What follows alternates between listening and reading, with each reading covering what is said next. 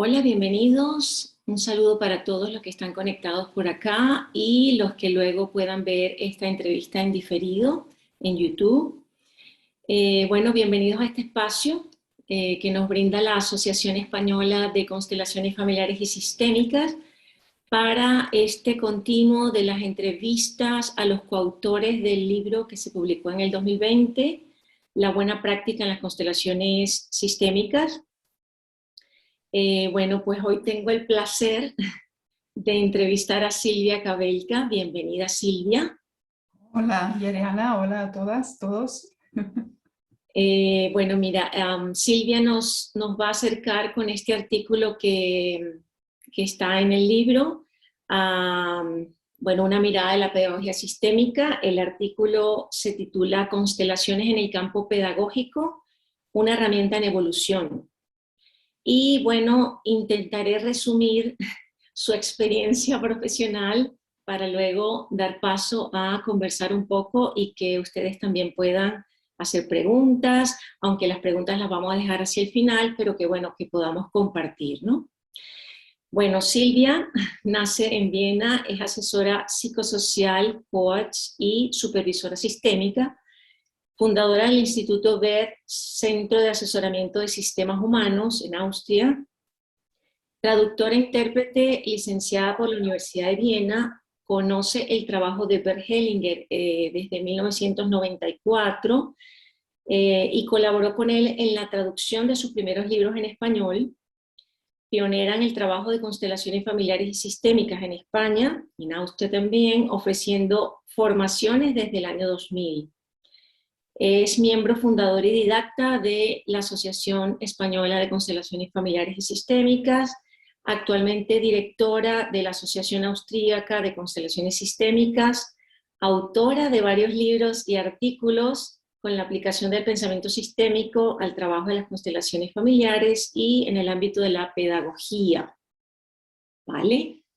Amplio, ¿no? ¿Soy yo realmente? Suena increíble, ¿no? Este camino suena increíble. Vale, bueno, mira, Silvia, a ver, de nuevo bienvenida, ¿verdad? Es muy amplia tu experiencia y es verdad que pues podemos hasta ilustrar en esa experiencia cómo ha sido para ti este camino. Sí me gustaría que nos dieras como un breve resumen de ese primer contacto con las constelaciones familiares, con Bert Hellinger y cómo empieza un poco tu trabajo. Bueno, el primer contacto con Beat y con su trabajo fue en 1994, cuando llega a mis manos el primer libro que se editó en alemán también, que luego lo traduje, y es Felicidad Dual. Ese fue el primer libro que se editó, lo redactó Gunther Weber. Y fue el primer libro sobre el trabajo de Bert Hellinger, el trabajo de constelaciones familiares. Hasta entonces él era conocido dentro de un grupo reducido de terapeutas, psicoterapeutas sobre todo. Trabajaba con grupitos muy pequeños de 20 personas, o sea, imagínate lo que después fue, ¿no? Y bueno, y este libro fue como un boom realmente, primero en el ámbito terapéutico y después en general, o sea, porque igual que en España y en el ámbito hispanoparlante, el tratar los temas tan fundamentales, los vínculos, la importancia en las relaciones familiares, algo que nos toca a todos, creo, realmente, pues yo creo que fue el momento idóneo, en el lugar idóneo que llegó este trabajo, y para mucha gente muy necesario realmente. Entonces llegó a mis manos este libro en alemán. Yo en aquel entonces era mamá de 2 niños pequeños. Mi hija tenía 2 añitos y mi hijo tenía 4 y medio, para haceros una idea. Y entonces, bueno, pues a ratitos yo iba leyendo este libro, a título personal simplemente, ¿no?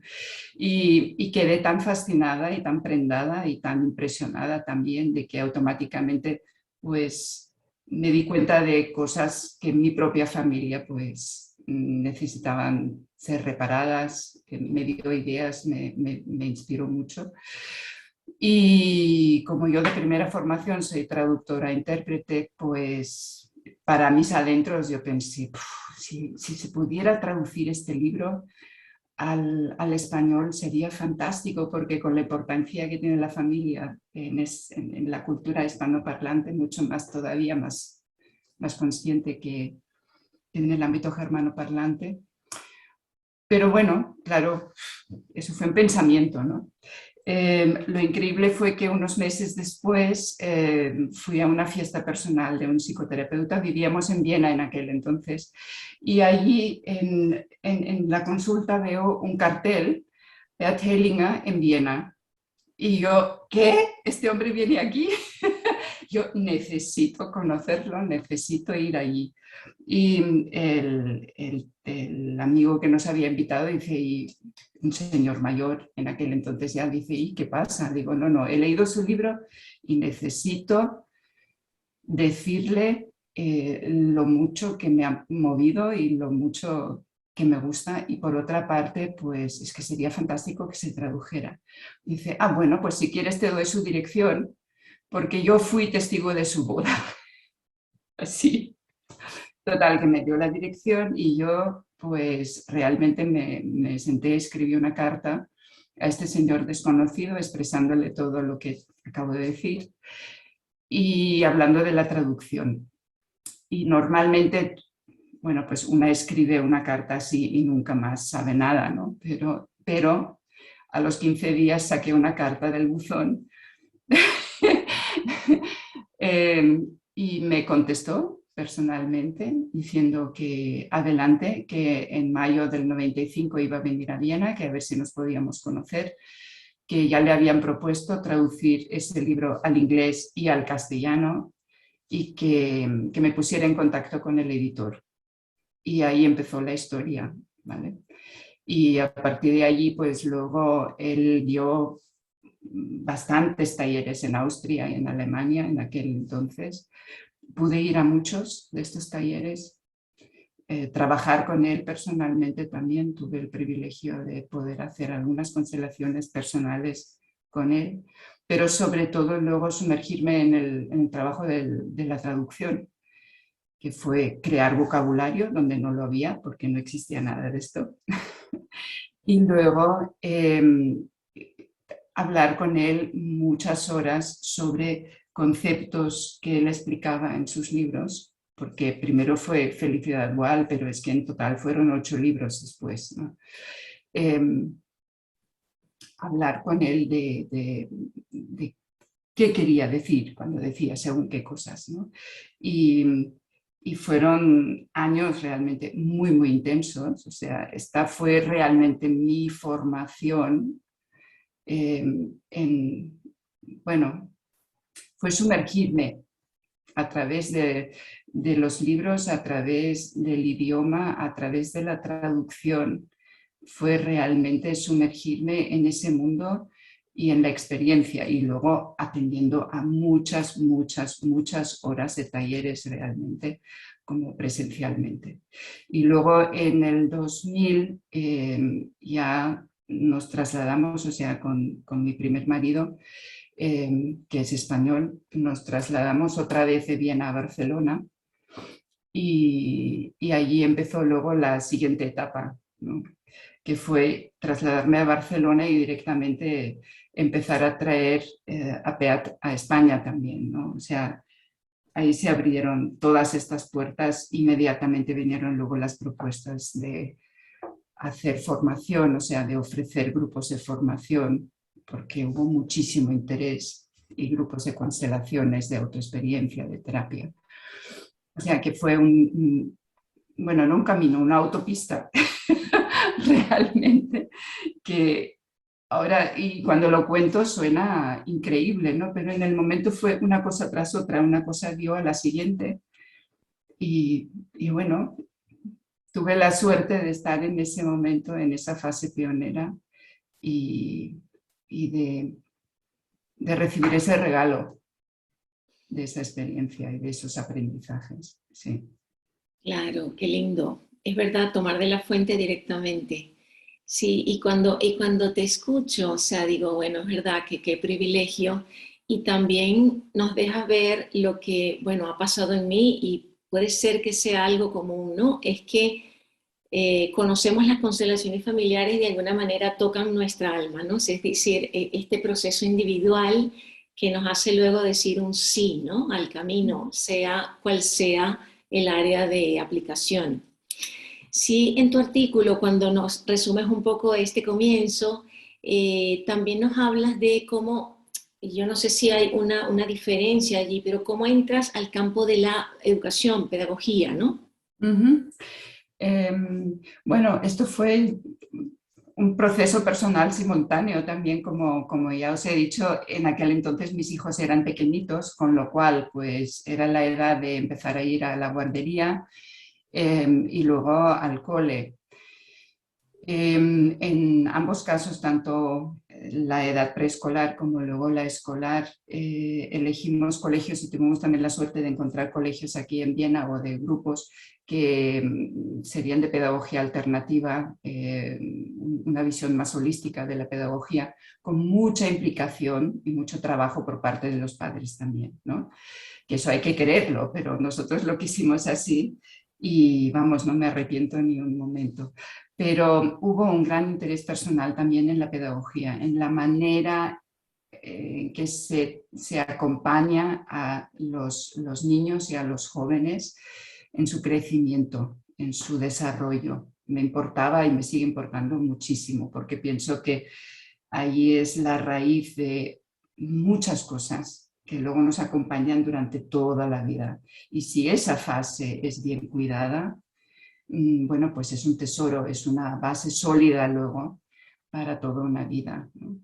Y entonces estábamos en ese proyecto, en esa comunidad educativa, eh, cuando en el 98 estaba yo traduciendo otro de los libros de Peat, me encontré con él y me, me atreví a proponerle organizar un taller para él en Viena para padres y docentes, bueno, padres y madres y docentes.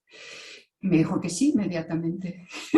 Entonces tuve un año para preparar este encuentro, que al final fuimos más de 300 personas, de las cuales unas 100 eran docentes.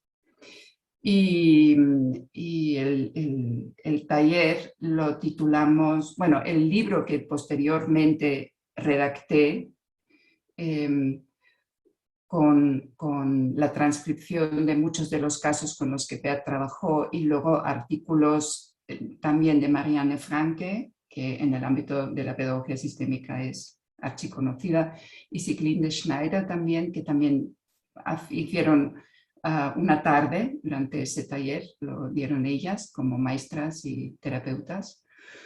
Y luego algún artículo mío también está en este libro, pues le dimos el título en castellano, no está traducido, o sea, es muy divertido porque yo publico un libro en alemán pero no lo traduzco, traduje muchos otros pero este no. Bueno, el título sería Todo niño actúa por amor. Y este título para mí posteriormente se ha convertido como en un lema en el trabajo dentro del campo pedagógico. Para mí ha sido súper importante decir, ¿para qué trabajo? ¿Para qué ofrezco asesoramiento, supervisión, formación a docentes?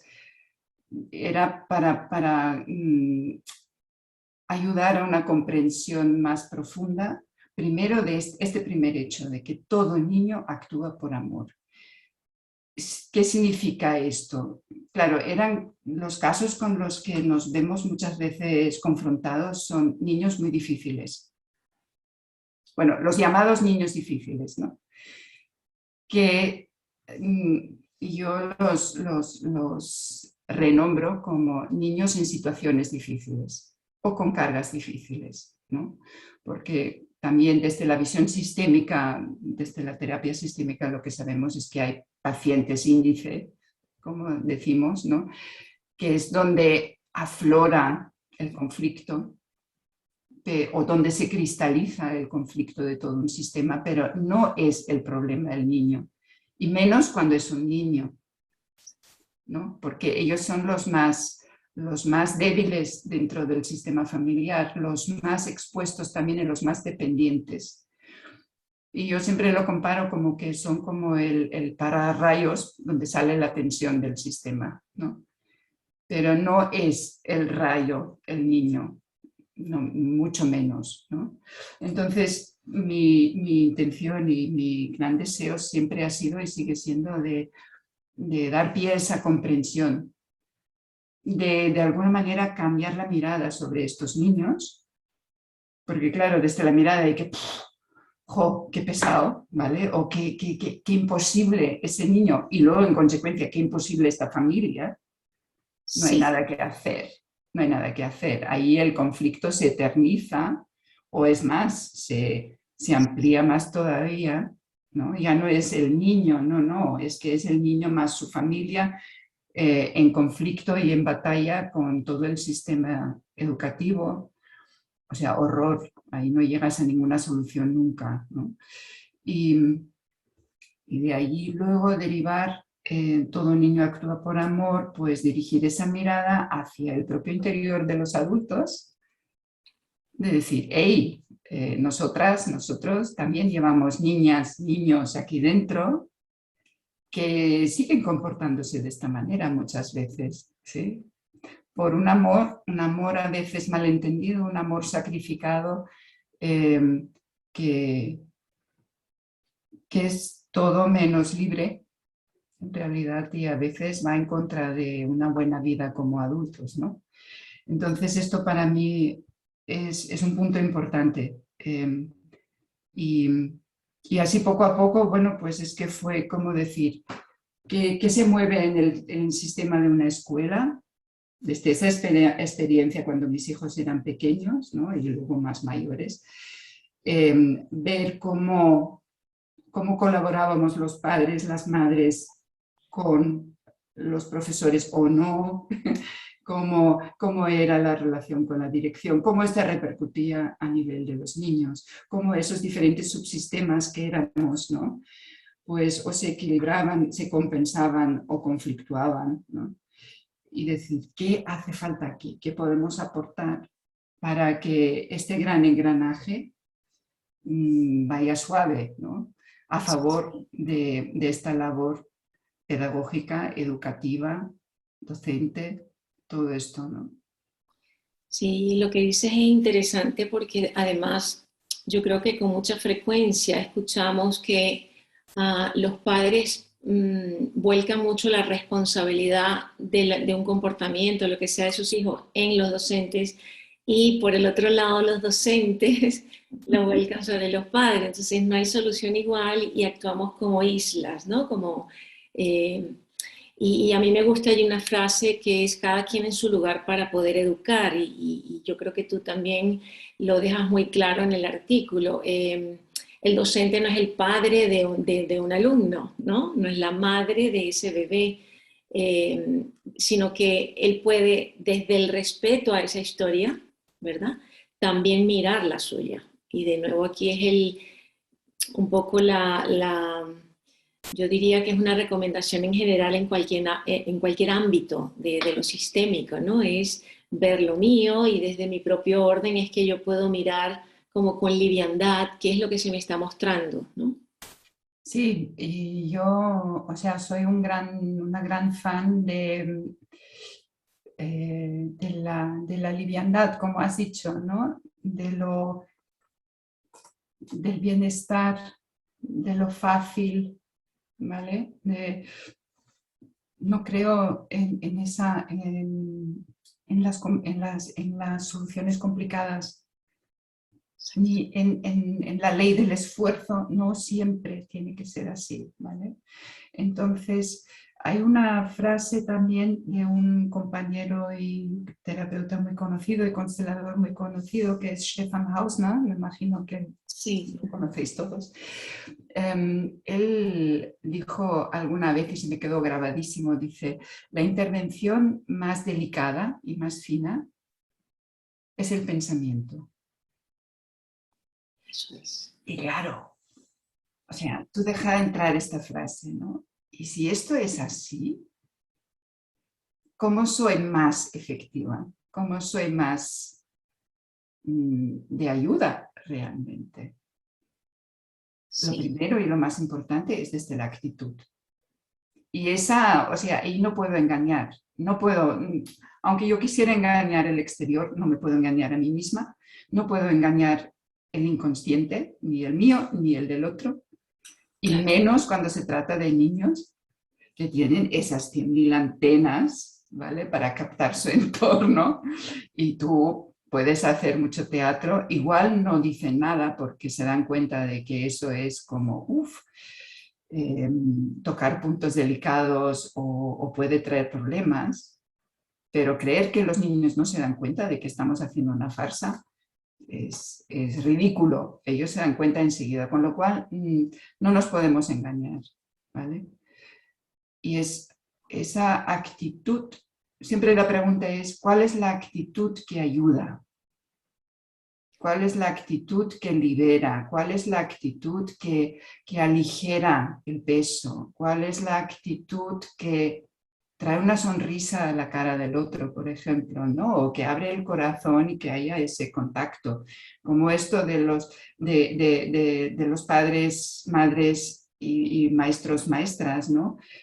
O sea, ¿cómo ha de ser ese encuentro humano? Y no estoy hablando aquí de nada azucarado, ni de color rosa, ni florecitas, ni nada de esto, ¿sabes?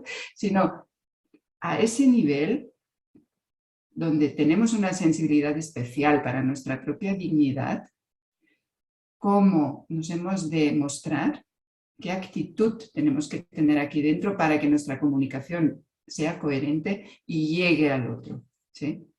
Entonces, otra de las frases que me acompaña siempre es como un programa que tengo allí instalado, fue una frase que me dijo Peat a raíz de las traducciones y la gente que me conoce, hay algunas personas que estoy viendo que lo habrán escuchado varias veces ya, pero no me importa.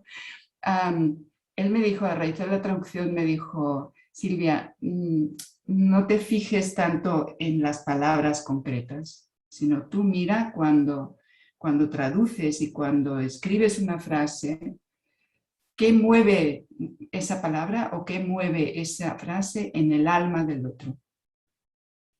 Y eso fue la clave y sigue siendo la clave, tanto para la traducción como para el trabajo de asesoramiento, como en constelaciones, donde el lenguaje también es algo muy delicado, ¿no?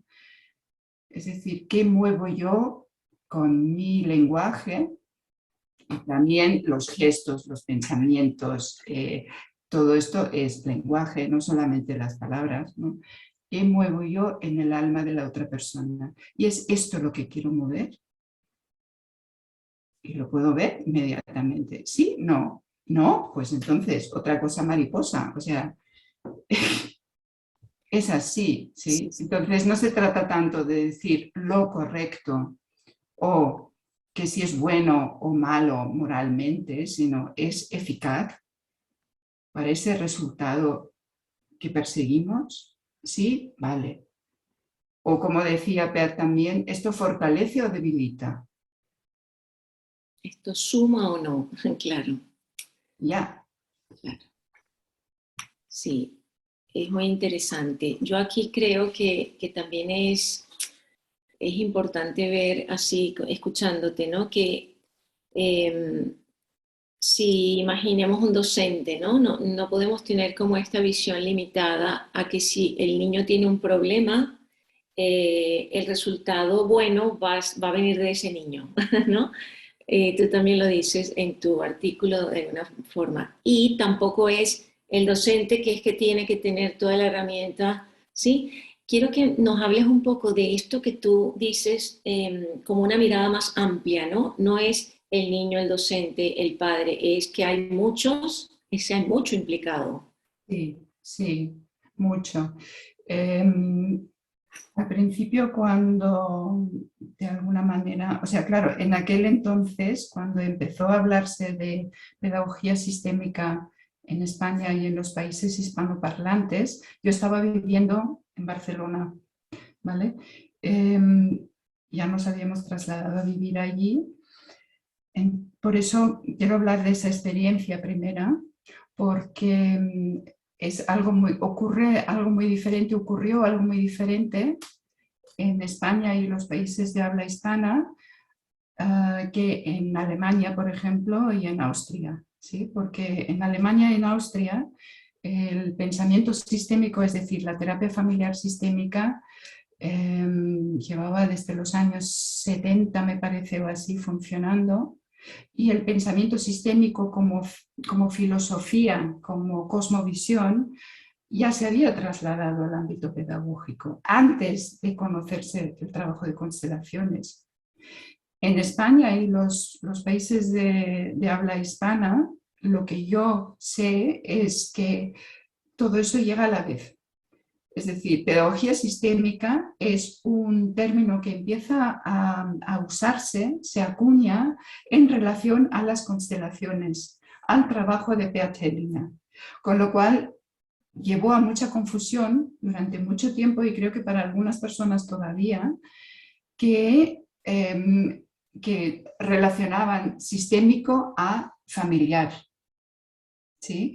Con lo cual, pedagogía sistémica significaba tener en cuenta a las familias, dedicar más atención y dedicar más atención sobre todo al sistema familiar de los alumnos, de un alumno, de una alumna, de un niño, ¿vale? Lo cual está muy bien, porque igual durante mucho tiempo pues era como, bueno, las familias no nos interesan en la escuela, ¿vale? Que nos dejen los niños y nosotros ya los arreglamos de alguna manera. Eso también lo conocemos, ¿no? Pero luego hubo como un vuelco en algunos casos que fue como de repente lo más importante era la familia, y como también no solamente fuente de recursos, sino fuente de problemas. Cuando algo no funcionaba con el niño, pues hay que ver qué implicaciones sistémicas, es decir, familiares, hay aquí. Y sé de bastantes casos donde esto llevó a problemas auténticos, conflictos entre familias y también situaciones muy violentas a veces, ¿no? De decir, ¿qué me dice esta maestra? Con la mejor de las intenciones probablemente, pero que me dice que de alguna manera se intromete aquí en nuestra vida familiar, que no es su responsabilidad, ¿no? Y yo creo que eso es muy importante tener en cuenta. Sistémico no significa familiar. Sistémico significa ver el conjunto de todos los elementos que conforman un todo, en este caso, el sistema educativo. Y ahí está, pues, por una parte, están, digamos, los alumnos, ¿no? Que son los que están en el centro, en realidad. Sus familias, los padres, los hermanos, ¿no? Todo esto. Los docentes, pero como un propio subsistema de los docentes, el claustro de una escuela, por ejemplo, ¿no? Dentro de este claustro hay otros subsistemas pequeños, las diferentes ramificaciones, ¿no? De diferentes áreas, de diferentes responsabilidades. Luego el equipo directivo. Luego los niveles administrativos que también juegan allí, ¿no? Aparte de luego psicopedagogía, educadores sociales a veces. Bueno, hay un montón de personas, un montón de elementos que conforman este engranaje. La imagen del engranaje me gusta mucho porque es como veo estas ruedas dentadas, ¿no? Y si una no funciona bien o cambia de dirección, pues las otras automáticamente tienen que reaccionar. Pero somos un gran engranaje, ¿vale? Una escuela es un gran engranaje.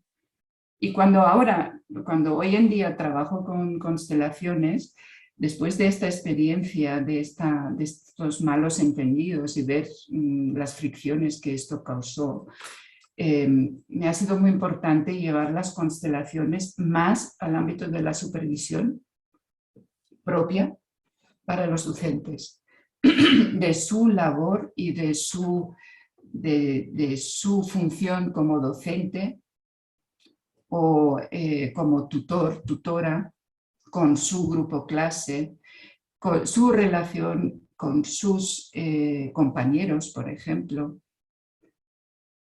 O sea, ¿cómo quieren que funcione un grupo clase si ellos no mantienen ninguna, no saben trabajar en equipo con sus compañeros, por ejemplo? Pero se exige trabajo de equipo a los chavales.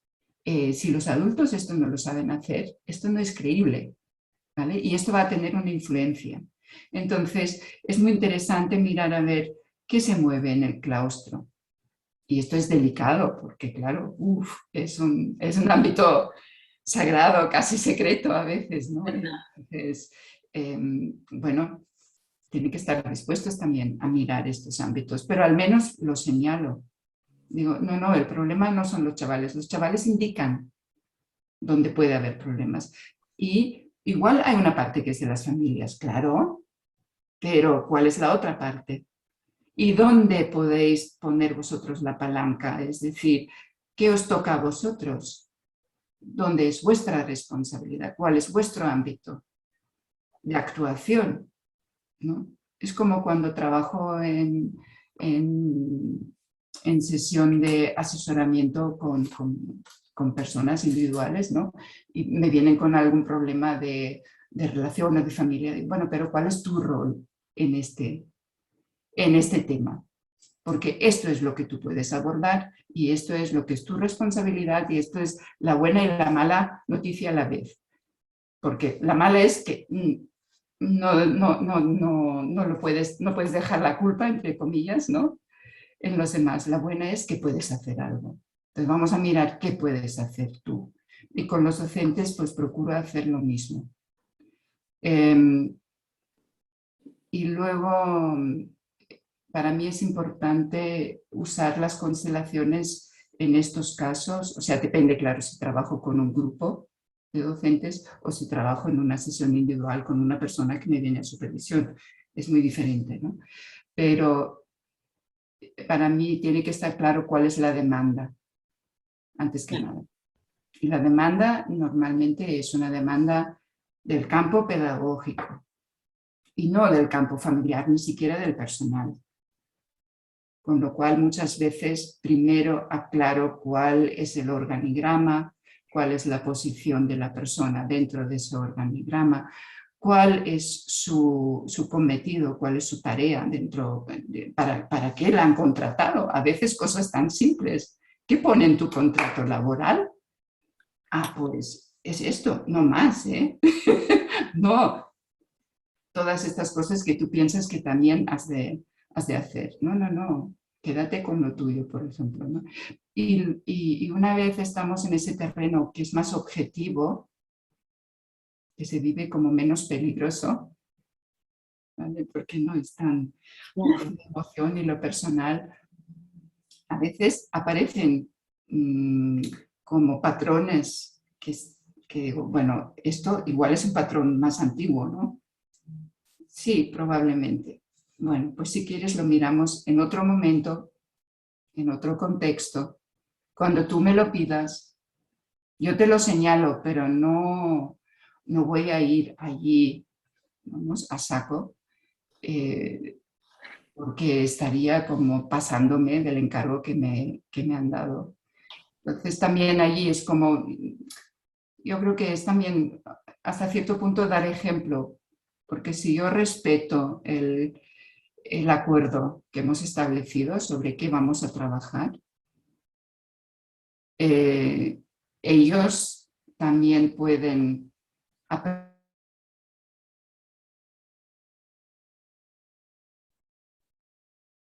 Se nos ha ido un poco tu voz. Esperar un ratito, a ver.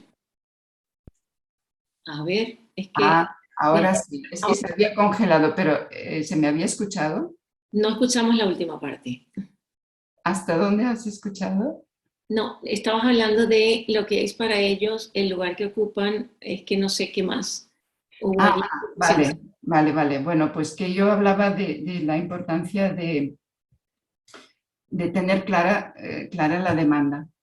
Es decir, ¿qué me han pedido? ¿Cuál es el encargo que me han dado? Y mantenerme dentro de estos límites y no sobrepasarme.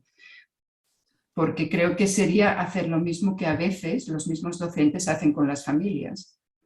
¿sí? De pasarse de su propio terreno.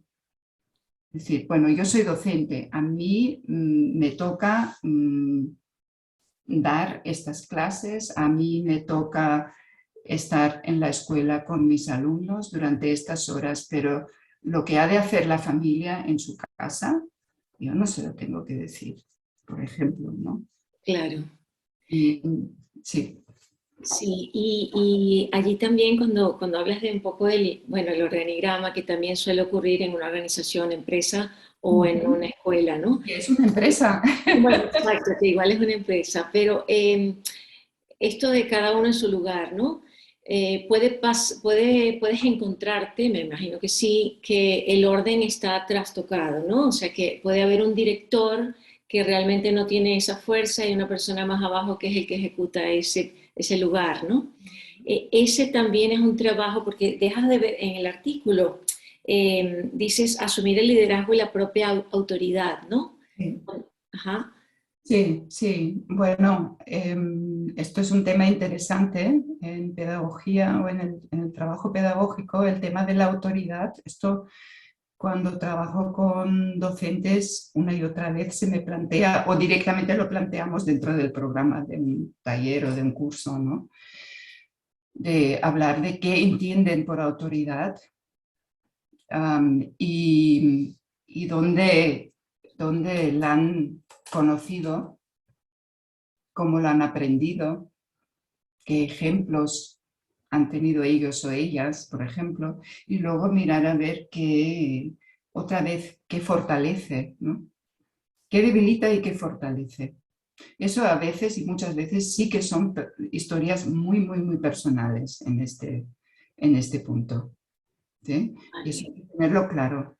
Entonces, si tengo permiso, primero tengo que pedir permiso. Si tengo permiso, puedo abordar estos temas, ¿no? Depende del contexto en el que esté trabajando. Si es una formación, evidentemente Claro, vamos a abordar ese tema y lo vamos a abordar en profundidad. Si es una supervisión que me han pedido para todo un equipo, por ejemplo, voy a ir con pies de plomo, porque no conviene exponer a nadie, dejarlo allí supuesto. desnudo delante de sus compañeros, ¿no? No, para nada. Entonces, prefiero aportar ejemplos de otros casos supuestamente, ¿no? Para explicar dinámicas que puede haber detrás y cada cual que se sienta aludido y que pueda coger lo que le parezca, ¿no? O lo que pueda en ese momento. Para eso, constelaciones, pero ya no hacer constelaciones sobre casos concretos, sino para ejemplificar, ¿no? Claro, Esos posicionamientos y decir, entra un momento en este rol, ¿vale? Y vamos a experimentalo, siéntelo, ¿no? ¿Y qué pasa si después yo aporto pues tal recurso o tal otra persona o lo que sea y la meto ahí? Esa experiencia viva, directa, por todos los sentidos, claro, esto es fantástico claro. en las constelaciones, ¿no? Entonces es como dosificar mucho. Claro, yo no puedo entrar en un claustro que me han pedido hacer una supervisión y empezar a hacer constelaciones familiares a diestra y siniestra, ¿vale? Sería un desastre. Se negarían y con razón, ¿no? Me Pero gusta, por suerte la herramienta tiene muchas posibilidades. me gusta además que como estamos hablando de la buena práctica en las constelaciones sistémicas, se haga énfasis como en esto, ¿no? El respeto al otro, el respeto a lo que es, Sí. el no ser, no hacer una intromisión, ¿no? Y luego, con todo, una y otra vez recordarme a mí misma de que en todo caso siempre estoy haciendo hipótesis. Claro, Mira, hay también como una convicción que tengo realmente, que la resumo también en una frase que es, en el fondo no tengo ni idea. me gusta, eso está por ahí en el artículo. Y sí, también sale en ese artículo, ¿no? Sí. La aplico en diferentes situaciones, pero me la digo a mí misma también una y otra vez, ¿no? o sea, por mucho trabajo que yo ya haya hecho, por mucha investigación o exploración o lo que sea, pero cada caso es diferente, eso por una parte, y siempre vale la pena mirar detenidamente, Exacto. fijarme y darme cuenta de qué me evoca esto, qué hipótesis me provoca y decir, bueno, pues vamos a ver si puedo comprobar estas hipótesis y estar siempre en intercambio, en diálogo con los clientes. Exacto. Es decir, ¿esto te suena a ti? ¿Esto qué sentido tiene para ti? ¿Qué te parece a ti? ¿No? O cómo te sientes con esto que aparece o que estamos diciendo o lo que sea. Porque es que tiene que tener sentido en su mundo, no en el mío. Exacto. No, no en mi teoría ni en mi interpretación. No, no, Exacto. no, Es no. importante. Silvia, me encantaría si nos pudieras contar, a ver, y luego dejamos espacio para preguntas, ¿vale? Eh, Aquí me gusta un caso que traes que dice, ¿cómo consigo que me traten con respeto, ¿no? De una mujer de 57 años, entiendo profesora, ¿no? Sí, sí, sí. Ah, me estoy acordando de esta mujer porque hice con ella varias sesiones y salieron varios temas, pero ella me vino porque durante un tiempo tuvo que coger la baja laboral por una neuralgia que desarrolló a raíz de un mobbing que le habían hecho en el claustro realmente, pero que tuvo su inicio por parte de su propia directora, ¿no? Y, y bueno, esta mujer lo llevó fatal, fatal, o sea, empezó a regredir de alguna manera, o sea, de empezar a hacerse pequeña, entrar en estados emocionales, pues muy de niña pequeña realmente, ¿no? Y, y recuerdo que hicimos, o sea, siempre trabajamos en individual, aquí en mi consulta, y entonces hicimos varios trabajos, ahora sé por qué me he preparado esto, hicimos varios trabajos, yo tengo como estos anclas visuales, a ver, os voy a enseñar algunos, Ok, y luego los cuadrados también, entonces para mí, como en los libros, en los gráficos, los redondos es femenino, el cuadrado es masculino, ¿no? Entonces hicimos varios trabajos de constelaciones. Uno fue directamente con su directora, ¿no? Y le pedí que eligiera un anclaje de estos para ella misma y otra para la directora, ¿no? Cuando yo trabajo así en individual, pues la persona va como colocando aquí en la sala y primero me voy a la metaposición con ella, una vez está colocada la imagen, para que lo veamos las dos desde fuera, ¿no? Y muchas veces ese mismo momento ya es un gran wow, ¿no?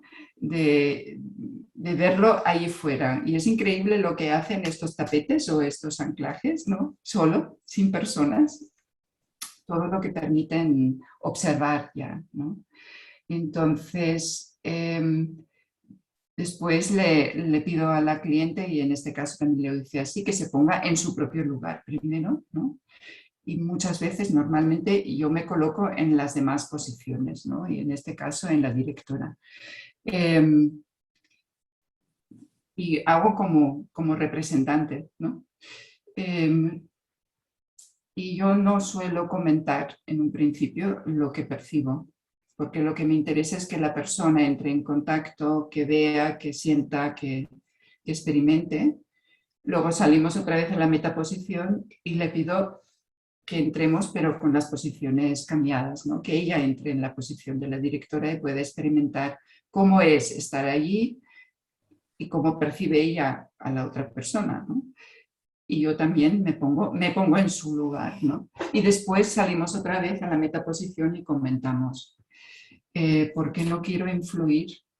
Si yo empiezo a comentar desde un principio, tengo la sensación de que influyo más en su percepción o igual en lo que ella piensa que debería sentir o pensar o lo que sea, ¿no?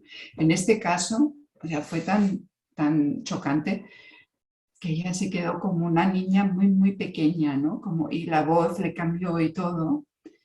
Y salimos y yo le dije, digo, esta voz de niña, o sea, entonces se dio cuenta de esa voz de niña, ella ni se había dado cuenta, ¿no? Y ahí me contó que ella había sido dada en adopción. Y yo no pertenezco, yo no tengo lugar, a mí no me ven, yo no importo, ¿vale? Tenía muchísimo que ver con esta primerísima experiencia y con esa primerísima carencia también, ¿no? Y todas estas creencias que a partir de ahí se habían establecido. Entonces, lo que hice fue como colocar dos anclajes entonces en la posición de ella, una para la adulta y otra para la niña pequeña, para que ella pudiera diferenciarse a sí misma como persona adulta. Es decir, ahora tengo, no sé cuántos años tenía, ahora no lo tengo en la cabeza, pero 50 y me parece. Y lo que pasó en aquel entonces sí que fue la niña pequeña, vale, eso fue real, sí, sí. Pero ahora como adulta, cómo me posiciono, cómo miro, cómo actúo, cómo entro en esta situación, ¿no? Y fue un gran cambio realmente. O sea, a partir de ahí vinieron muchos cambios en su lugar de trabajo, y fue muy bonito. Bueno, yo no sé si te referías a esto o algo más. No, a esto es como mirar a través de algún ejemplo, ¿no? Que nos muestra cómo, bueno, lo que tú decías también al principio, es qué está pasando conmigo, porque no es Cuando trabajo en individual y la persona me da permiso, yo puedo llegar a esas profundidades personales, ¿no? A veces y en otros casos es mucho mejor primero que me muestre su sistema laboral en una constelación organizacional para primero decir, bueno, en el ámbito laboral, ¿cuál es quizás el desorden que hay? ¿Qué podemos ver ahí primero? ¿Dónde te puedes recolocar? Y si luego te hace falta algún recurso más o algo que te fortalezca, que te dé más seguridad, vamos a verlo. Pero a veces esto mismo, de decir, ¿cuál es el lugar de cada cual aquí? ¿Cuál es el lugar de dirección? ¿Cuál es el lugar de la jefa de estudios? ¿Cuál es el lugar de yo como tutora, por ejemplo? claro. Qué interesante, ¿no? Y luego, muy interesante, y esto es algo que aprendí de Marianne Franke, que ella lo hace mucho, cuando colocamos una constelación organizacional, digamos, ¿no? Del sistema laboral, en este caso la escuela, y ella, la profesora, por ejemplo, pues me pone las figuras, porque también trabajo con Playmobil, por ejemplo, en el tablero familiar, o ahora online en el tablero digital, un tablero digital muy chulo. Y digo, bueno, pues me colocan muchas veces las figuras de manera que es como un gran conglomerado. Parece como que todos están tan, no sé cómo decir, tan fusionados y tan desorientados y tan, que no hay visión de conjunto, ¿no? Y muchas veces digo, bueno, pero vamos a ver, y ahora ponme los fines para los que estáis aquí en la escuela. Ah, ah, pero ¿qué quieres decir? Digo, bueno, pues ¿para qué? ¿Para qué? ¿El para qué de la escuela? Entonces, evidentemente están los aprendizajes curriculares, pero igualmente importante, o sea, el otro 50% son los aprendizajes sociales. Tal cual. Y curiosamente, lo que se ve es que van en primer lugar normalmente los aprendizajes sociales y después los curriculares, porque si lo social está estable, tranquilo, claro, ordenado, explicitado también, ¿sí? Los aprendizajes curriculares, el estudiar en toda regla es fácil. Hay vía libre para eso. Pero cuando las relaciones no están en conflicto, por ejemplo, o hay tensiones allí, ¿cuánto cuesta? ¿Cuánto cuesta enseñar? ¿Cuánto cuesta aprender? ¿Cuánto cuesta acompañar? Tremendo, ¿no? Y entonces pido que coloquen a dos personas, figuras, anclajes o lo que sea, para los fines de la escuela, ¿no? Y rápidamente se dan cuenta de que, hay toda una parte del equipo que da la espalda a estos fines. O sea, ni nos hemos dado cuenta, ¿sí? ¿Y qué sucede cuando colocamos los fines? ¿Cómo se ordena esto de repente? Y, qué bien, no estamos aquí para mirarnos el ombligo, ni para tener rifirrafes de luchas de poder, ni para... No, no estamos aquí para nada personal, estamos aquí primero porque, y además esto es una organización, es una empresa, tiene unas finalidades, para eso nos pagan. Claro. Esto tiene que estar claro, ¿no? Vale. Oye, el tiempo ha estado tan intenso, el tiempo se nos ha ido. Mira, vamos a revisar el chat, hay unas preguntas por acá, a ver. Bueno, no hay preguntas. Vengan, pueden hacer preguntas y tratamos de responder algunas para luego dar el cierre. No tienen que ser preguntas, también pueden ser aportaciones, lo que deseen.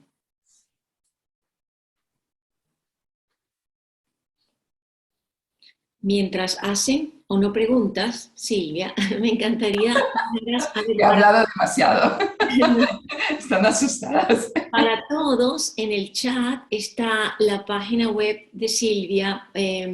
Silvia junto a Inmaculada Díaz Teba ha publicado un libro que se llama Creciendo en Relación. Crecer en relación. Crecer, perdón, en relación, que está, lo pueden adquirir igual en su página. A ver, por acá dice Charo, súper agradecida de escucharte. Vale, qué linda, gracias. Vale, eso hasta ahora. Y bueno, Silvia, cuéntanos un poquito para ya cerrar. ¿Estás dando formaciones ahora mismo? Ahora con la pandemia, claro, todo se paró. Va, Justo estoy retomando talleres en España, pero como muy poquito a poco, porque todavía no me fío mucho de lo que pueda pasar en invierno otra vez y hasta qué punto, o sea, eso de hacer un programa para todo un año, como decíamos claro. antes, ahora me cuesta porque tengo miedo de que luego todo vaya al traste otra vez y eso. Pero aquí en Austria también, o sea, hubo una formación montada, la tuvimos que aplazar y arrancará en enero. Pero lo que sí que estoy súper implicada es en la asociación aquí en Austria, que tenemos un montón de actividades, o sea, me muevo con constelaciones y en constelaciones todo el rato, Ya, ¿vale? excelente. Y eso es muy chulo para mí.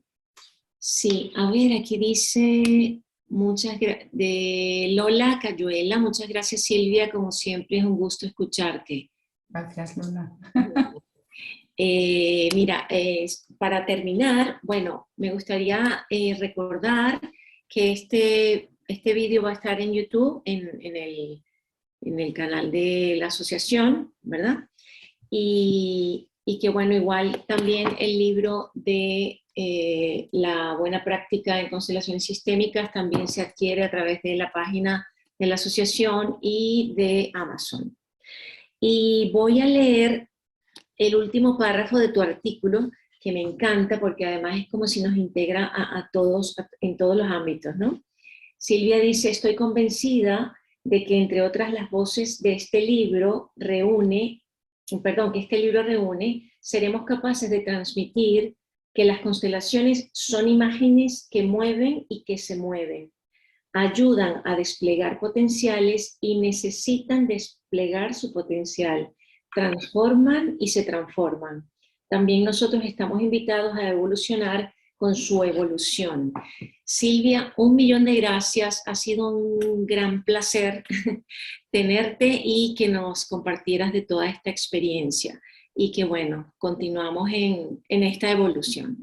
Muchas gracias, Eliana, también por la posibilidad, por las preguntas, por estar ahí acompañando por este espacio. Ha sido un honor. Igual para mí. Y un gran saludo a todos. Eso Muchísimas mismo. gracias.